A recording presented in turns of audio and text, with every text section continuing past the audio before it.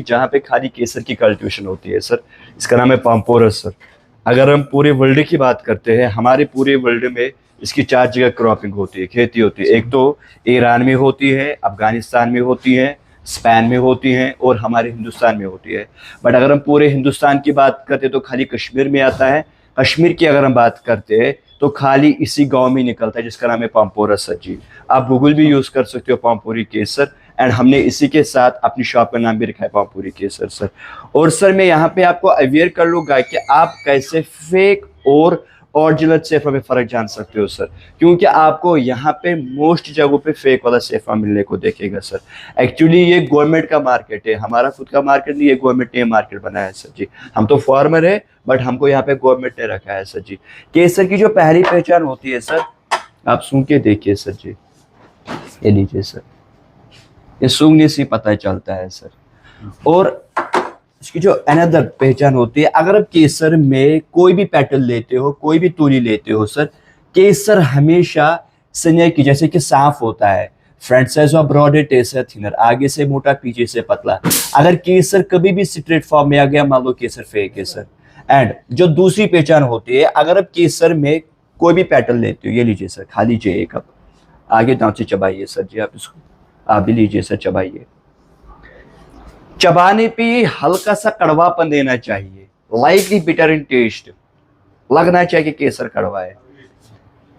ऐसा है सर। ये कड़वापन केसर में क्यों होता है? क्योंकि इसमें एक नेचुरली मार्क होता है जिसका नाम है क्रोसिन। वो क्रोसिन क्या काम करता है आपके सेफ्रॉन में? अगर आप अपना सेफ्रॉन 10 साल का मेच्योर करते हो, 20 साल का मेच्योर करते हो, सेफ्रॉन की एक्चुअली कोई एक्सपायरी नहीं होती है। हालांकि आपको सेफ्रॉन को 3 चीज से बचाना है। पहली बात, इसको कभी फ्रिज में नहीं रखना है सर।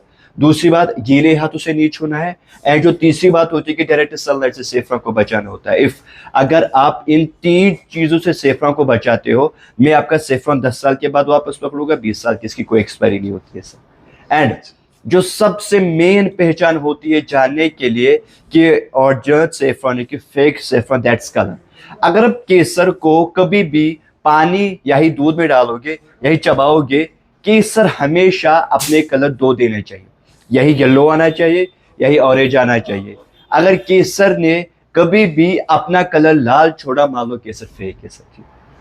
मान लो केसर 100 to 100% फेक है। देखो ये केसर लास्ट पे येलो क्यों आता है? ये सेफ्रॉन का फूल होता है, ये देख लीजिए sir. This is saffron flower. इसमें 6 पेटल्स होते हैं, 6 पत्तियां सर। 3 होती है इसमें येलो, जो कि मेल होता है, 1 2 3 येलो, येलो तो मेल होती है। एंड जो केसर की जो लाल वाली होती है, केसर होती है फीमेल की वर्क करते हैं।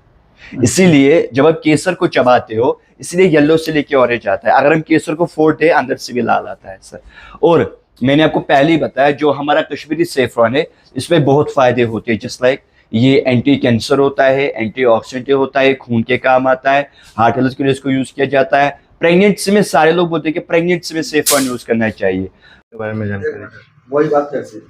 तो केसर के फूल के बारे में जानकारी हम लोग को ओके दे सर जी, दीजिए। देखो ये जो केसर का फूल होता है ना सर जी, इसमें 6 पेटल्स होते हैं सर, वो आप देख भी सकते हो। 1 2 3, ये होता है रेड, रेड जो होते हैं केसर होता है।